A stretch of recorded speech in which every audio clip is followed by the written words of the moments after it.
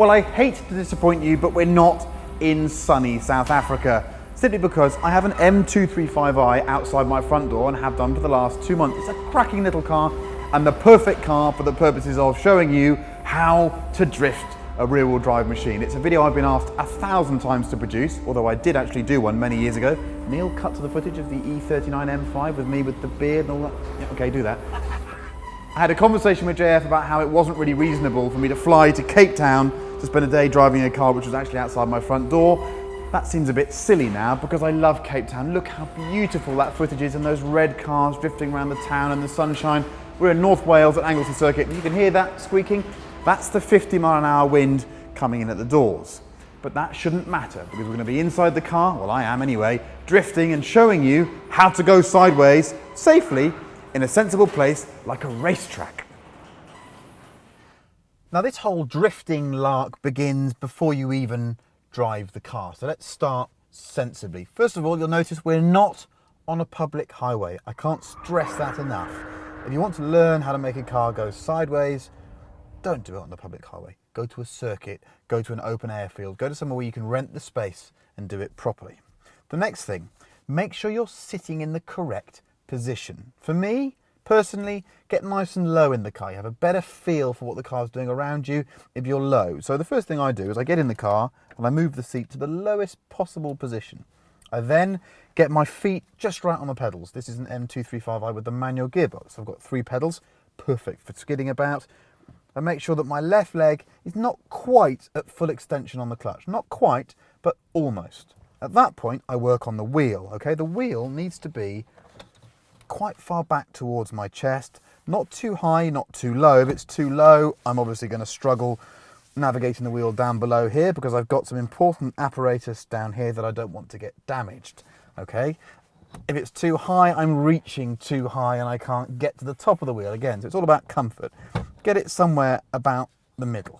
The way to test is that you should be able to rest your wrists on the top of the wheel with your arms with a bit of a bend in them. Okay, that's about right. This M235i has a great adjustable driving position. It's perfect for this.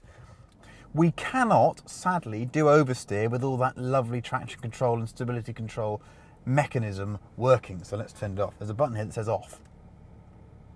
It now says DSC off on the dashboard. So we're without assistance. Next thing, roll forwards. Now when I shot this video before in the old M5, that was my M5, that was quite a brave thing to do, wasn't it, to wreck my own tyres. I acknowledged 3 points of the drift. Making the drift happen, sustaining the drift, and then gathering up from the drift. And do you know what? Even though that was 5-6 years ago, fundamentally my attitude towards it hasn't changed. So, I'm still going to work according to 3 elements of the drift. And the first one is making the car oversteer, making it go from a normal cornering stance to make the rear axle carve a wider line than the front axle. That's what we call oversteer. Okay, the first thing about making a car oversteer when it's rear-wheel drive and it's got a limited slip differential and quite sticky tyres is it needs more throttle than you think. Okay, I'm going to pitch the car in now to a second gear right-hander. Full throttle now. Look at that, still gripping, and then it goes into oversteer. Okay, so the first thing you have to remember when you're doing this is that you have to use loads of throttle, okay? So, big on the throttle, and then see what we did with the hands then. We move very quickly to counter the oversteer with what we call opposite lock. So I'm gonna do that again for you. We're gonna go through it. We're gonna go full throttle, and then I want you to watch how quickly my hands change on the wheel to catch that oversteer. Here we go, full throttle. Watch how quickly you have to catch the oversteer with your hands. Okay? I'm trying not to cross my hands too much, but I'll take the first amount of lock with 1 armful of lock, okay? At this stage, when you're starting out, don't try and just let go of the wheel. It feels comfortable to do it that way and allow the caster effect of the front wheel just to wash away until it hits the lock stops. You might see me do that in some of my videos. It's lazy, it's not correct, but oddly enough, you earn the right to do it once you've learned how to do it the hard way. That's why I've always viewed it. You can let go of the wheel once you've learned to navigate the wheel first. It's a bit like learning to add up when you were a kid. They wouldn't let you use a calculator until you could do it properly, okay? So, let's have a look at that again. Lots of power, and then equalize it with the steering. And the common mistake is that people are too slow with the throttle and too slow with the steering. It's quite a violent, aggressive activity, this. You watch me, I have to really move quite quickly. See there, we're quick. Quick.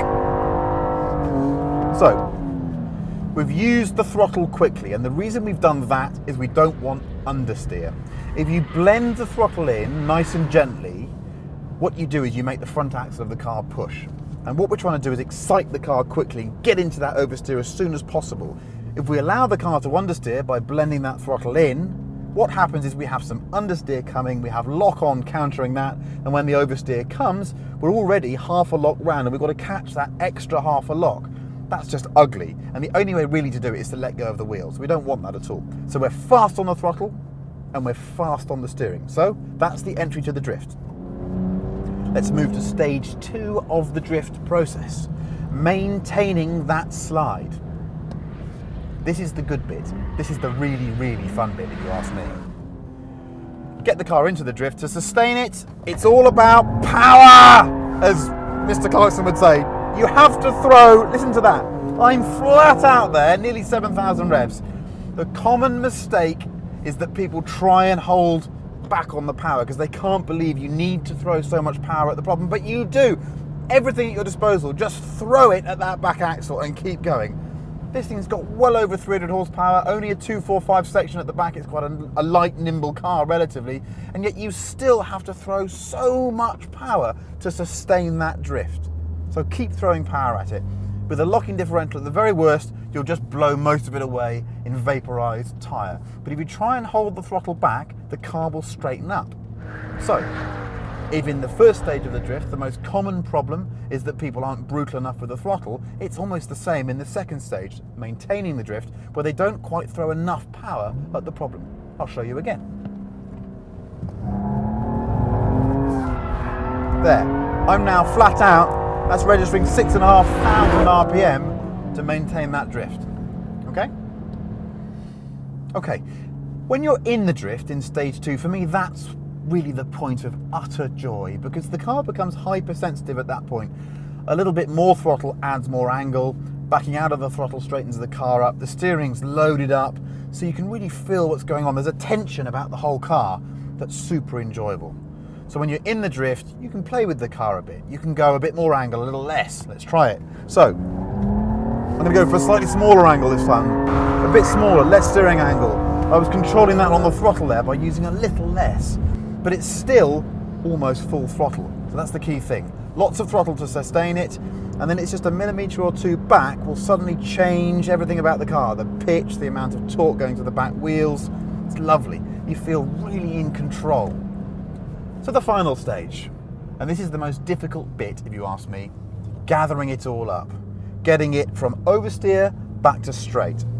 And that's all about your throttle control. So a lot of this comes back to your seating position. I feel you can't actually come off the throttle neatly and accurately unless you're properly located in the seat, because if you're bracing your leg against the door or the transmission tunnel or something, you're never going to get it right. So when we get the car into the oversteer, to come back out again, we're looking to lead with the throttle, blend out of the throttle, and then use the steering to equalize that back. So here we go. Into the corner now, we're going to try and blend out of this one and make it neat. So we go full throttle to get the slide, and then as we come to the exit, I'm going to back out a little bit there now, and then it's neat. It's lovely. And then it's just a question of winding the lock off to meet the car as it straightens out. I say just a question of, that's the difficult bit, okay? It's balancing the throttle coming back and the lock coming back at the same time. They have to happen in harmony. If you back off the throttle too quickly and don't match the steering, that's a real problem. That's when you get what we call a tank slapper, because the car straightens up violently and quickly, but the steering angle isn't right. The front wheels are not pointing the direction that you want them to be, and the car will spear back the other way. That's the most common cause of the drifting accident. They tend to not happen in the first 2 phases, they happen in the last phase, okay? We'll try it one more time. Have a look at the steering. And then straighten up. All happens quite quickly, doesn't it? Now, as with any decent academic paper, there has to be an appendix. And in this case, it's the transition. making the car go one way than the other. That's one of the great joys of drifting. So let's quickly show you that before the end. Okay, so we're going to go around the left-hander and make it go into a right-hander. Okay, so here's the left-hander. So we use coming out of the drift now to make the car back round the other way. Okay, so really what I've done there is at point 3, the third stage in the drift, when I wanted the car to go straight, I've actually been really aggressive on the throttle to pop it the other way. I've gone over the perpendicular and taken it into another drift. And that's called a transition, and that's one of the great joys. It's tricky, and it's a real test of your throttle control. And you'll see I was letting go of the wheel because to navigate through that when it's spinning so quickly, it's quite difficult. So, what I would say is, learn stages 1, 2, and 3, and then when you've got the throttle control for 3, have a go at a transition, because that's a thing of real joy. And this car with this diff in is a little drift monster. Well, I have to say, purely in the interest of filming, I'll have another go at that. Is that all right then?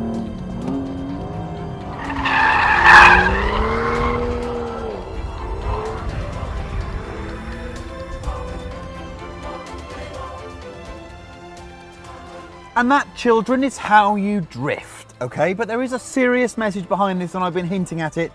You don't do it on the public highway. You make sure your car's in good mechanical condition. You don't do it with people on board who might be scared.